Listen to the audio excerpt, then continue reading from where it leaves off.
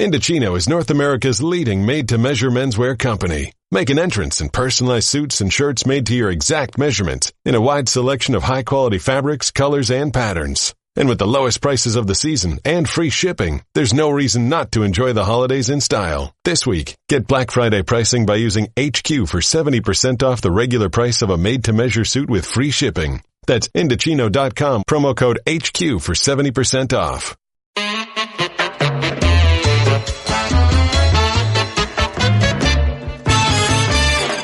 Hello and welcome to Highly Questionable. This guy at the center of the proceedings, dressed like the poop emoji, is my father, Papi. This is Izzy Gutierrez. What do you like on the show today, Izzy? I mean, it's a slow news day, so we're going to call it a Washington Wizards Wednesday. We will break this team down more than you think. That is not the way to get people to keep watching. Dale, Papi.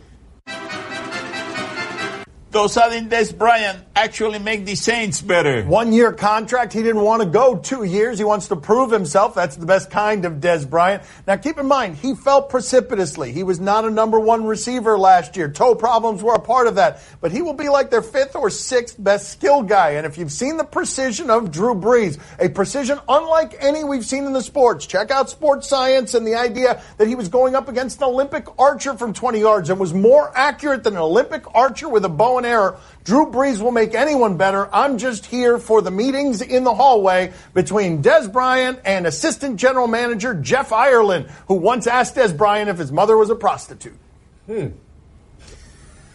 Yeah, I dropped that on Izzy's lap right there. You can keep it going from there. It was unfair to do to Izzy, clearly. That is quite interesting, and I think Dez Bryant's side of this is the more interesting side. I think the Saints are clearly great, right? Offensively, okay, they're amazing. They've got Michael Thomas. They're in the middle of the pack in terms of numbers, but we see what they can do.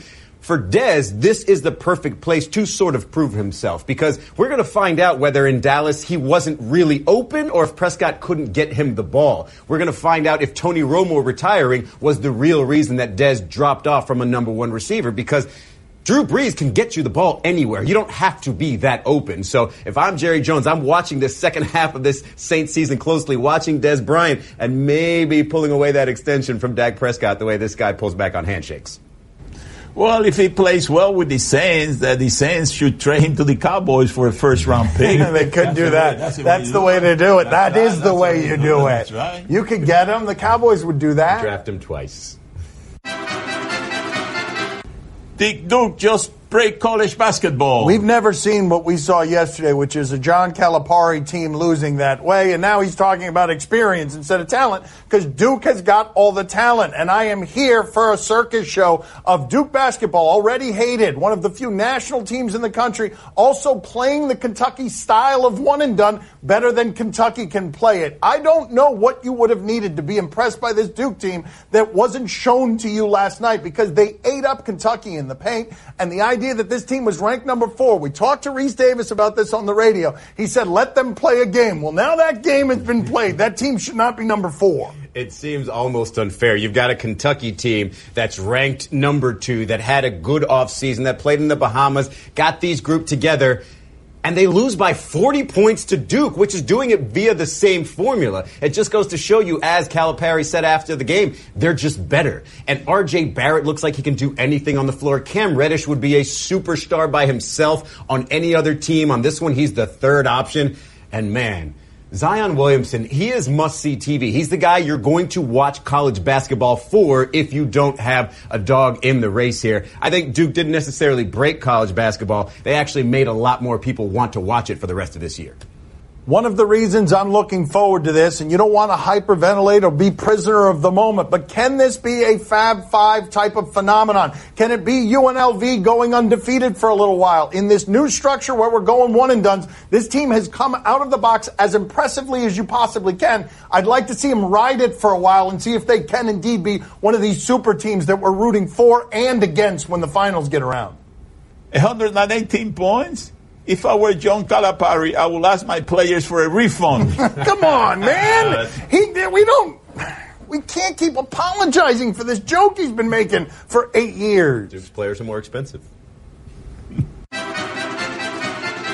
Do you expect the Wizards to get it together? I did a week ago. A week ago, I sat on this very program and said, look, they were on the road. It happens sometimes. If you start the season on the road with the West Coast, you're going to lose some games. And then they start 2-8, and they're losing at home, and they're down 30 against Oklahoma City at home. And here's the problem if you're the Wizards, Izzy, and I do not know how you fix this. You have got soon 85% of your payroll tied up in Wall, Beal, and Porter. That doesn't give you a lot of room if that ends up being your base. And so they end up getting stuck. If these players don't get them out of it by becoming better, and Stan Van Gundy told you on the radio last week, John Wall might not be top 10 at his position right now. They need these players to play better. Feels like Stan Van Gundy is letting out the secret that some people have been saying for a while now. The Washington Wizards are just not that talented. Ernie Grunfeld just put his money into players that aren't the type of players that are going to get you to the top level in the NBA. John Wall was that player for a while, doesn't seem to be playing like that. Bradley Beal isn't that player. Otto Porter is certainly not that player. Those three max guys, probably the worst trio of max players in the Eastern Conference if you look at the salaries. And so really what he needs to do is try to trade some players. Ernie Grunfeld needs to try to trade some players before the rest of the league realizes, hey, they're not underachieving. They're just not that talented. Should Bryce Harper expect someone to give him a Should Bryce Harper expect someone to give him a $400 million? Should Bryce Harper expect someone to give him a $400 million contract? I hope they air all three of those, because why not? Why wouldn't we do that? So Bryce Harper is in a situation where he's represented by Scott Boras. And if Giancarlo Stanton is worth about $326 million, then Bryce Harper, who is younger and better in this marketplace, is worth more than that. Keep in mind, I know you think that he had a terrible year last year. His OPS was still better than the career OPS of Christian Yelich. This is a player who had a down year but walked plenty last year. And people will look at that batting average because it was a down year and forget that he walked more than anyone in the league. This is exactly the kind of player you make the highest paid in the sport. It wasn't even that down of a year. It was a down half of a year. He had a really good second half of the season to get his way back into this $400 million conversation here. But I find it interesting from a Yankees perspective here. First of all, when you offer Bryce Harper $300 million before the season's over and call that an aggressive offer, I just call that his first offer. He knows he's going to get more than that. You don't say yes to that first offer. So if you're thinking $350 and they're offering $300, okay, you probably are going to get your way up to $350. And the Yankees now, there are rumors that they might want to get rid of Giancarlo Stanton to make room for Bryce Harper. So all those big home runs, the Yankees fans are realizing they come with about 5 or 6 strikeouts every single time. So Bryce Harper might be that replacement guy all of a sudden. I don't know, man. What happened, Papi? It shows here that he hit 249 last year. What's the big deal about this guy? You know? $400 million for 249. 249. He can't even get you over 250. Man, baseball got expensive. $400 million doesn't get you over 250. Somebody explain it to him. Coming up next on my son Stevie show, Jay Prince. Uh-oh, look out. What are the details of how long your career as a getaway driver lasted? Oh man, you know, as a getaway driver, that lasted one night. When tracking the domestic dust bunny, you commonly find them hiding under wardrobes next to lost socks. Don't move too suddenly or they'll scurry off. What's utterly fascinating about the dust bunny is that although they are not actually sentient creatures, when they hear that Geico not only saves people money, but also has a 97% customer satisfaction rating, it's obvious to them you should switch. Because yes, switching to Geico is a no-brainer. Oh no, it's the dust bunny's only natural predator. Run along, dust bunnies, run along. Joining us at the beach today, Jay Prince. Oh, you know his story, don't you? He's here on behalf of his new book, The Art and Science of Respect. It's a memoir. This dude is interesting. He's in the boxing game. He's had a tough past. Let's talk to him. Can you explain to someone who doesn't understand Fifth Ward in Houston, the way you grew up? How would you explain it to somebody? I would explain Fifth Ward as growing up in an ocean of sharks. You know what I mean? There's always someone trying to eat a piece of you, bite you, take from you. You know, so yeah, that's my best analogy of Fifth Ward.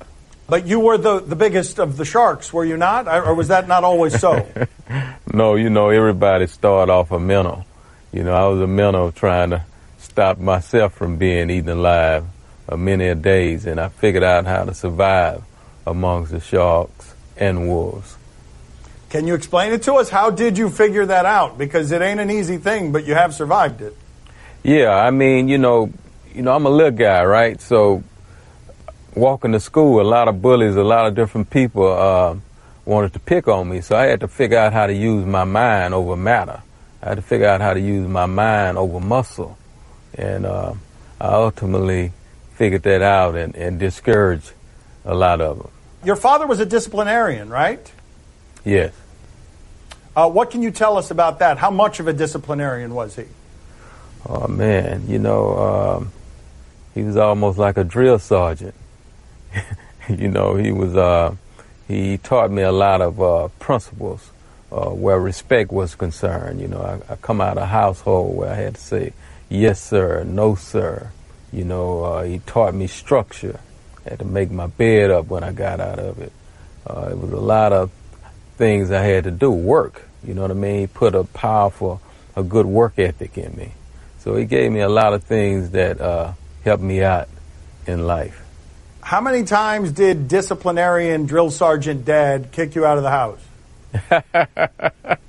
Oh, man, I think at least probably about 4 or 5 times. All deserved? Every last one of them was deserved? I would say so, you know what I mean, because I wasn't moving according to his will. But I had a loving stepmother that was there that would always, welcome me back home with a hug. So. And how much did you clash? And what were those clashes like?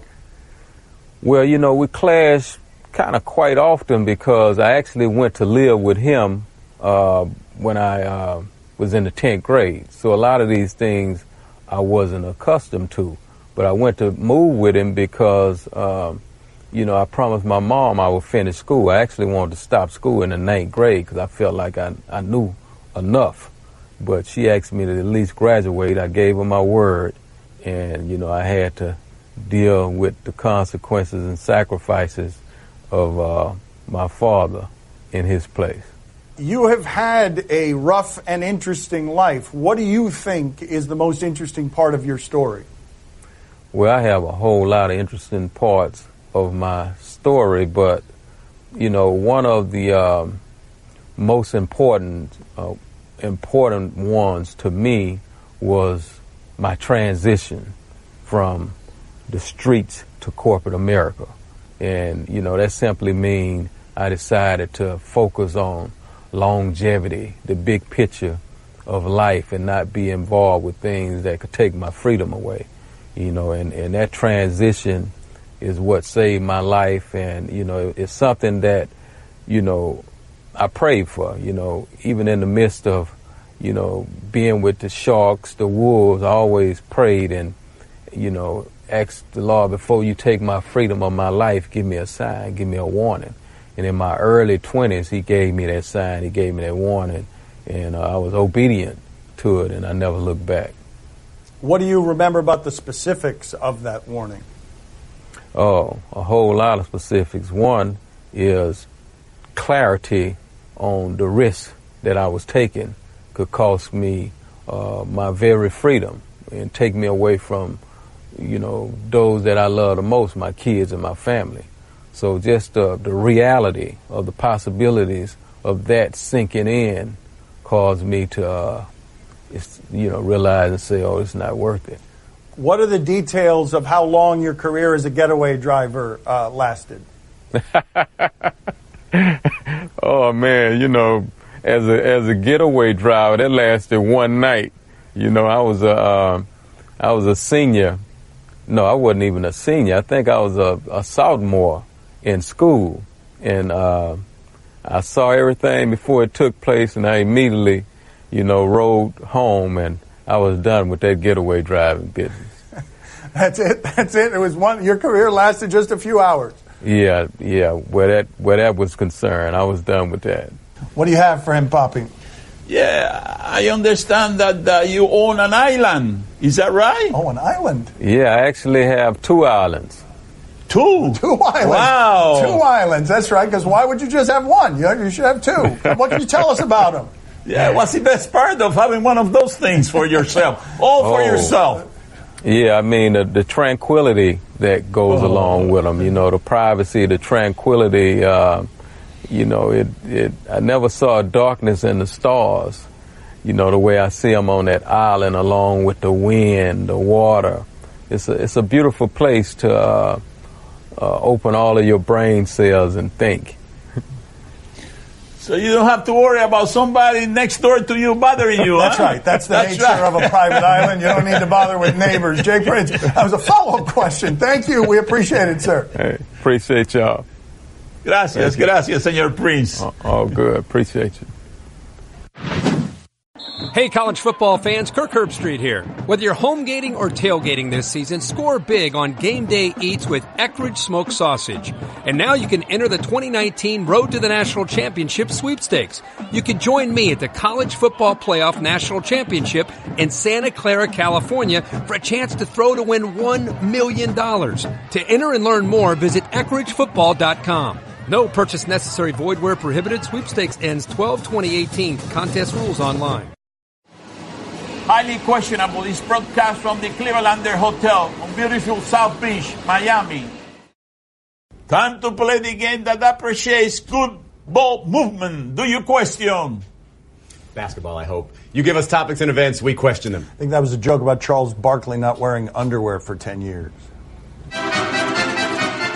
Do you question if this is a good way to change a tire? The producers of this show have given up. All they have told me here is someone is changing a tire here in parts unknown, which is basically them just scouring the internet for videos that'll make you laugh. What do we have here? The more interesting question is who's recording all these videos in parts unknown? Good way to change a tire. Oh, dear Lord, he's going to do it this way. That is some talent right there. Now, he's not driving the car with his foot, is he? Listen, we award people millions of dollars for putting small balls in holes, and this man is changing a tire while the car is in motion. He deserves some sort of content. That's because no one would fill an arena to watch this. We're showing you the video for free on a cruddy little television show, 4:30 Eastern on ESPN. It's the most interesting thing we've shown so far on this show. It is pretty good. It is better than any talent we've shown you that anyone has in sports right here. Look how calm he is. The trust he has in this driver is absolutely ridiculous. And now I understand why people record these things. Wow, that driver doesn't look relaxed. That driver looks a bit panicked. Oh, and now he does the Fred Flintstone stop of the bear. There he is. The foot stop as the brake. Big deal. Those guys, they only change one tire. What? What's he pointing to? Is this a thing? Is this one of those internet challenges that I'm now finding out about? What is going on here? Oh, it's an entire pit crew. An entire pit crew on the side of a car. And yes, the video we just showed you is less impressive than this video. That is correct. No, that's a tire. Look at the size of that tire. You remember the size of the other tire? It was about this big. You know what I mean? That's right. That's something to look at. Did both of these videos just come up today? Like, why would you show us just the one tire first and then show us the second one that's more impressive? Were we just saving something for Papi here? What's going on? That is the lowest possible standard on television entertainment, what he just described, which is that's seeing something. Time to play the game that is getting waxed right after the show. See? Oh, no. Does it all the time. Tan lines, impeccable. You tell us what to watch on television tonight. We tell you if we're intrigued. Tonight on ESPNU, midweek Maction, Ohio, and Miami of Ohio. Oh, for the degenerates among you, if you're interested in some football in the middle of the week, hear it. Okay, I'm sorry. Siri's fired up about the midweek Maction. Let's check in here. Ohio against one of the Michigans. Is it the Western one? It's the Western one.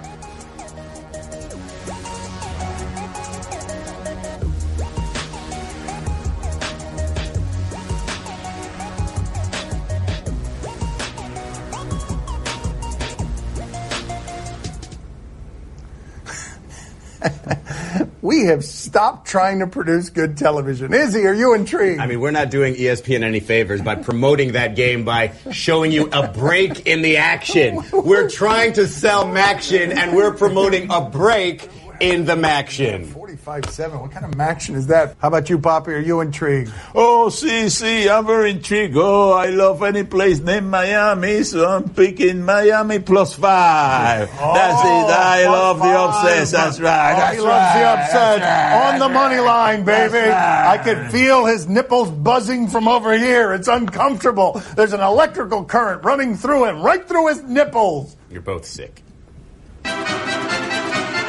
On Fox Sports Southeast, Knicks and Hawks. Woo! Fo!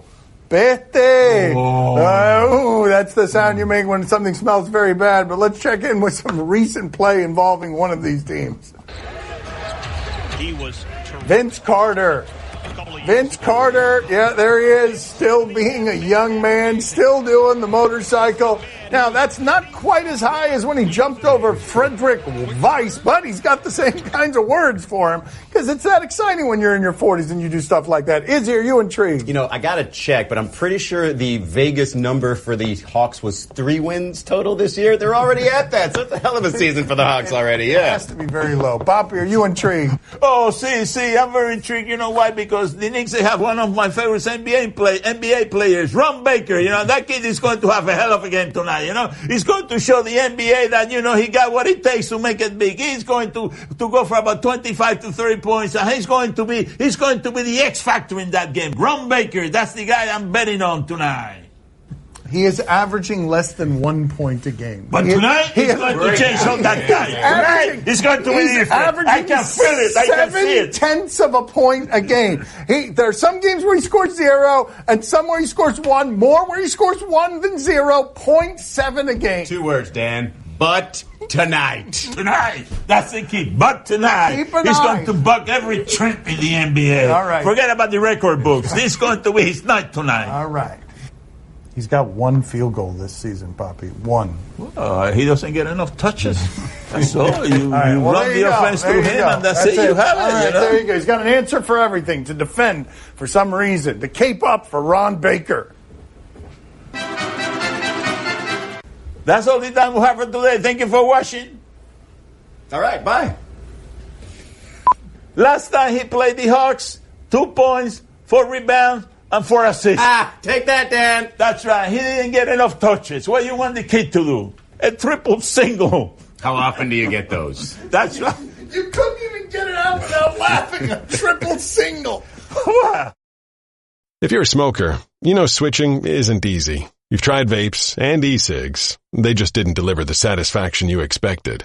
But Juul is different. It's not an e-cigarette. It's a vapor product that actually satisfies. Plus, Juul is simple to use, and there's no cigarette ash and no lingering odor. As a smoker, you expect a certain nicotine experience, right? Juul delivers. Give Juul a try. Check out JUUL.com/sports. Switch and be satisfied. Yes, you can do both. Warning, this product contains nicotine. Nicotine is an addictive chemical. As a young boy, Gavin loved playing football. He lived and breathed it, wanted to go pro. Why, he'd spend hours upon hours just practicing his touchdown dances. And one day, while getting fitted for bifocals, he realized he was never much good at throwing, or running, or catching, or even kicking. Yeah, Gavin's chances of playing pro football were looking like 4th and long. Very long. But he did hear how Geico could save him money on car insurance, so he switched and saved. Then he did kind of a touchdown dance. At least he was still good at that.